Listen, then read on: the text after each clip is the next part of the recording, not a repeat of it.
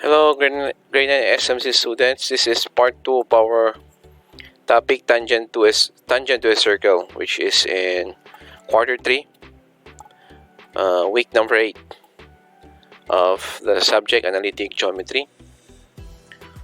So, the objectives for this topic: write an equation for a circle, drop a circle and identify its center and radius. And for the vocabulary, circle and tangent.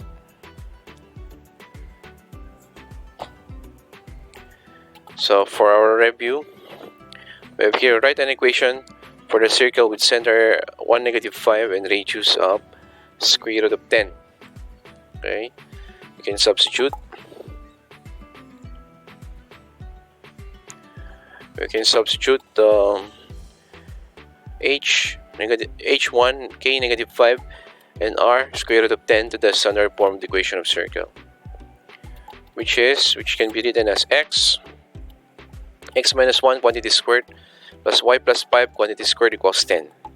And for number 2, center -4, 4 containing the point -1, 16. Okay, solve for the radius. We already have the center. Solve for the radius. Just find the distance between this center and this point. That will be the length of the radius. Then you can substitute to the equation of standard form of the equation of circle. And for number 3, write an equation for the line tangent to the circle. X squared plus y squared equals 17 at the point 4, 1. Okay, at the end of the lesson, you can be able to solve these problems. And for number 4, which points on the graph shown are within 2 units of the point 0, -2.5? Yes, is it A, B, C, D, or E, or F? Okay, so for our review here, let us recall the definition of circle. A circle is a set of points in a plane that are fixed distance called the radius from a fixed point called the center. Because all of the points on the circle are the same distance from the center of the circle, you can use the distance formula to find the equation of a circle. So using the distance formula to write the equation of a circle, write the equation of a circle with center at -3, 4, radius r 6. So use a distance formula with x sub 2, y sub 2 equals xy, x sub 1, y sub 1 equals -3, 4, and distance equal to the radius 6. Okay, this is a distance formula. Substitute, since the radius is 6, that is also the distance. So for x sub 2, x, y sub 2, y, or x sub 1, -3, y sub 1, 4. So x minus -3 quantity squared plus y minus 4 quantity squared under the square root. Square both sides. 6 squared is 36. Square root of x minus -3 quantity squared plus y minus 4 quantity squared is, we're going to square this part, matatanggal yung radical sign. It becomes x plus 3 quantity squared plus y minus 4 quantity squared. Is actually the equation of the circle whose center is -3, 4, radius 6. So, yun. This is an alternative solution in writing the equation of a circle with given center and radius. Notice that r square and the center are visible in the equation of a circle. This is the formula for a circle with center hk and radius r. So what is the equation of a circle with center hk and radius r? Yon, x minus h quantity squared plus y minus k quantity squared equals r squared. Okay, you know that already. We've already discussed this starting week 1. Week 2 of quarter 3. Example, the equation of the circle is centered at 5, -2 and radius 8 is, we have x minus 5 quantity squared plus y plus 2. Pag may -2 yun, plus 2 na, y plus 2 quantity squared equals 8 squared is 64. Okay, this is now the equation of a circle with center 5, -2 and radius 8. Ito naman ang graph niya. We have 5, -2 is the center, radius is 8. Yeah, that is the equation graph of the circle. Now, helpful hint: if the center of the circle is the origin, the equation simplifies to x squared plus y squared equals r squared. Yes, you all know that already. Basta pag center of the circle is origin, yan, That means h is 0, k is 0. So wala ng h minus k dyan. You simply write x squared plus y squared equals r squared. Okay, write the equation of the circle. The circle with center at 0, 6 and radius 1. Okay, ito yung standard form of the equation of circle. Substitute. H is 0. K is 6, diba? So we have x minus 0 quantity squared plus y minus 6 quantity squared, while the radius is 1, so 1 squared. So therefore, the equation of the circle is x squared plus y minus 6 quantity squared equals 1. Okay. X minus 0 is simply x, so x squared na lang. 1 squared means 1 times 1, so 1. How about this? Write the equation of the circle with center negative 4, 11 containing the point 5, negative 1. Okay, let us use the distance formula to find the radius. Yeah, okay, the distance between the center and this point is actually the radius. So 5 minus negative 4 quantity squared plus negative 1 minus 11 quantity squared. So this becomes 9, this becomes negative 12 squared. 81 plus 144 is 225. Now what is the square root of 225? 15. Therefore, that is now the radius of the circle with center at negative 4, 11 and the point 5, negative 1. So if that is the radius, what is now the equation of the circle? Substitute in the standard form of the equation of the circle. So we have x plus 4 quantity squared plus y minus 11 quantity squared equals 15 squared is 225. Ito na yun. This is now the equation of the circle with center at negative 4, 11 containing the point 5, negative 1. Alright, so pag negative 4 yon, yung h, okay, we'll take the opposite of negative 4, which is plus sign, so plus 4. Pag positive 11 naman, minus 11 dito. Now, the location of the points in relation to the circle can be described by inequalities. The points inside the circle satisfy the inequality. X minus h quantity squared plus y should be y minus k. Quantity squared is less than r squared. The points outside the circle satisfy the inequality. X minus h quantity squared plus should be y, no? Change lang natin na typo error.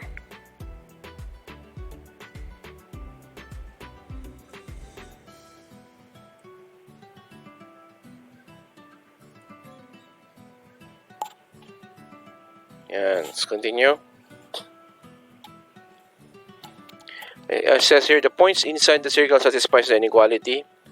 X minus h quantity squared plus y minus k quantity squared less than r squared. So pag less than ito sa r squared, that means the point is inside. Pag greater din naman, the points are outside.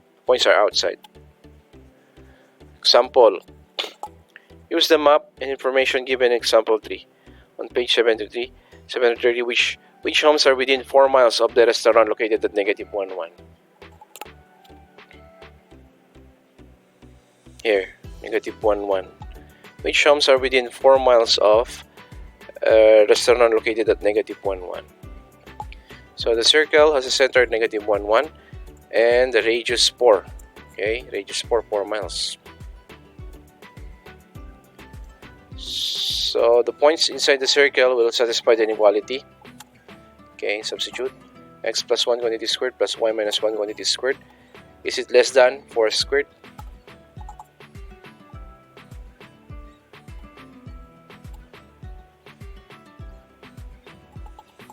Points B, C, D, and E are within a 4-mile radius. So let's check. Point F, negative 2, negative 3 is near the boundary. Negative 2 plus 1 quantity squared plus negative 3 minus 1 quantity squared less than. Is it less than 16? 1 plus 16 is 17. Wrong. So F is not X is not within the boundary. I mean near the 4-mile. Okay. 4-mile, anong tawag doon? 4-mile boundary, yes. So point F is not included. So only points B, C, D, and E are within a 4-mile radius. Kasi nandito tayo, negative 1, 1. 1, 2, 3, 4. 1, 2, 3, 4. So kasali Sali yung BD, BCD, BCD, and E. Yes. Pero yung F, okay, almost lang, almost. So, point F is not inside the circle. Next, a tangent is a line in the same plane as a circle that intersects a circle at exactly one point. Recall from geometry that the tangent to a circle is perpendicular to the radius of the point of tangency. Writing the equation of a tangent. Write the equation of a line tangent to the circle x squared plus y squared equals 29 at the point 25. Step 1. Identify the center and radius of the circle. So, what is the center? Origin, of course, and the radius is square root of 29. Yes, this is a circle with center at origin. So, center 0, 0, radius square root of 29. Find the slope. Step 2. Find the slope of the radius at the point of tangency and the slope of the tangent. Yes. Find the slope of the radius at the point of tangency, which is 2 pi, and the slope of the tangent. Use the slope formula. 5 halves. Okay. Where did we get 5 halves? Yun. Bale, 5 minus 0 is 5. 2 minus 0 is 2. So, 5 halves. Okay. Bale, ang hinanap natin ng slope is yung radius. So, that means the points involved are the center, 0, 0, and the point 2, 5. The point of tangency, 2, 5. So, that means the slope of the radius is 5 halves. Step 3. Find the slope intercept equation of the tangent by using the point 2, 5 and the slope negative 2 pips. Yes. Bakit negative 2 pips?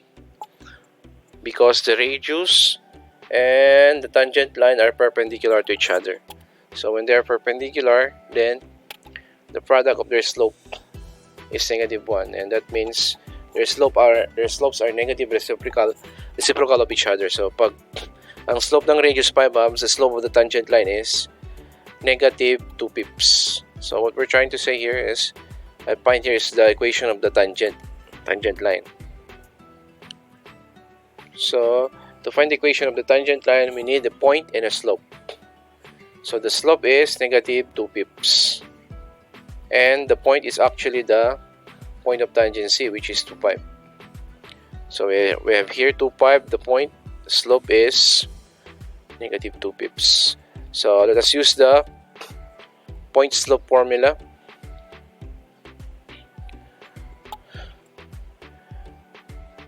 Point slope formula is y minus y sub 1 equals m times x minus x sub 1. So we have y minus 5 times equals negative 2 pips, the slope, times x minus 2. Then multiply both sides. Okay, since we are trying to find it,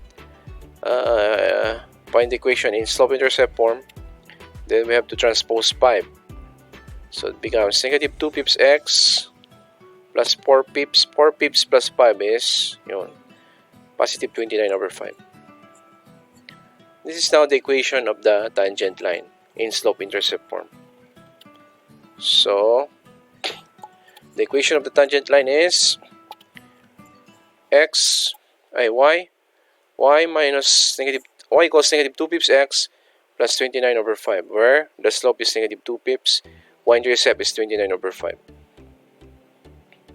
Okay, grab the circle and the line to check. So as you can see, the slope is the y-intercept is 29 over 5. That means 5.5 and 4 pips. So 5.8. So yeah, almost 6. Almost 6 ang kanyang y-intercept. And then from here, the slope is negative 2 pips. Yan. Negative 2 pips. Rise is 2, run is 5. And while the center of the circle is the origin, and its radius is square root of 29. Yan, which is 5 point something, 5.3 or 5.4. So, from our notes a while back, number 1, write an equation for the circle with center at 1, -5 and radius square root of 10. So we have x minus 1 quantity squared plus y plus 5 quantity squared equals 10. How about number 2? Write an equation for the circle with center -4, 4 and containing the point -116. Okay, to find the radius, find the points of intersection. Find the distance between these 2 points, which is 144 plus 153. 144 plus 9, 153. So yun yung kanyang radius, square root of 153. So x plus 4 quantity squared plus y minus 4 quantity squared equals 153 is the equation of the circle. Kasi yung radius niya is square root of 153. So r squared is 153 here. Write an equation for the line tangent to the circle x squared plus y squared equals 17 at the point 41. Okay, we've already answered this. Hindi, iba yung point niya. So, first step, okay, center is 0, origin, square root of 17, that's the radius. This is the point of tangency. So, step 1, know the slope of the radius. Okay, the slope of the radius is the points involved are 4, 1 and 0, 0, the origin. So we have 1/4. So therefore the slope of the tangent line is -4. So diba? -4. So therefore the equation is y minus 1 equals -4 times quantity x minus 4. Okay, if you want to simplify that, pwede rin. Which points on the graph shown are within 2 units of the point 0 here? 0, -2.5 here. CF. CNF only daw. CNF only. Yan, the rest outside na yun. CNF are within 2 units of the point 0, -2.5. And the other points are located outside of the circle.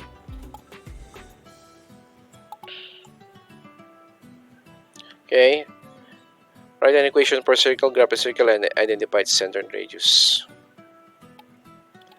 So this time, let us learn how to find the equation of a circle with center at -3, 5 and containing the point 9, 10. Okay, to find the radius, just find the distance between these 2 points. So 9 minus -3 squared plus 10 minus 5 quantity squared. That means 12 squared plus 5 squared, which is square root of 169, which is 13. Radius is 13. Therefore, the equation of the circle, let's substitute in the standard form. X plus 3 quantity squared plus y minus 5 quantity squared is 13 squared or 169. It's the equation of the circle. Write an equation of the line that is tangent to the circle. 25 equals x minus 1 quantity squared plus y plus 2 squared at the point 1, -2. Step 1, identify the center and radius. 1, -2 is the center, radius is 5. Check. That's the center and radius of the circle. Step 2, find the slope of the radius at the point of tangency and the slope of the tangent. Okay, which is the slope of the radius, the points involved are the center and okay, 5, -5. Yan, center yan, di ba? 1, -2. Check nga natin.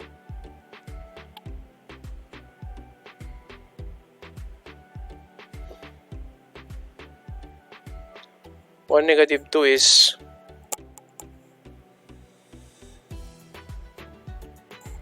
wait, parang may mali ta. And tangent at write the equation of the line that's tangent to the circle at the point 1, -2. Teka, mali yata yung question eh. Dapat 5, -5 ang point of tangency. Okay, medyo may typo error tayo dito, no? 5, -5 should be the point of tangency. Kasi pag 1, -2 ang point of tangency, yun yung actually the center. So, hindi na check. Hindi na correct. 5, negative 5 is the point of tangency. So, first step, what is the center of the circle? 1, negative 2, radius 5. Step 2, find the slope of the radius. Okay, since the point of tangency is 5, negative 5, center 1, negative 2, so we have negative 5 plus 2 over 5 minus 1. So, negative 3 ports. Negative 3 ports is the slope of the radius. How about the slope of the tangent line? Yung reciprocal nito, negative reciprocal, 4/3. Yes, the slope of the tangent line is 4/3. And the point involved is 5, negative 5. Yun. 5, negative 5, ang point, slope is 4/3. The negative reciprocal of negative 3 ports. Now, we can use the point slope formula. Y minus y sub 1 equals m times quantity x minus x sub 1. Substitute. Y plus 5 equals 4/3 times x minus 5. Okay, 4/3 x minus 20 over 3 minus 5, yun, minus 35/3. 4/3 the slope, negative 35/3. Mga negative 11 point something yan. That is the y-intercept. Yan. So, this is now the equation of the tangent line to the circle. X minus 1 quantity squared plus y plus 2 quantity squared equals 25 at 5, negative 5, which is the point of tangency. Yun. 5, negative 5 is the point of tangency. Center 1, negative 2. Yeah, the distance between the center and the point of tangency is the radius. Okay, that's the end. That is how to deal with tangent to a circle. So, what we did here is we had a sort of review of our past lesson, tapos nag-tangent tayo. Nag-tangent exercise tayo. Goodbye, class. This is week 8 of quarter 3 in Analytic Geometry. I'll see you on quarter 4. Goodbye.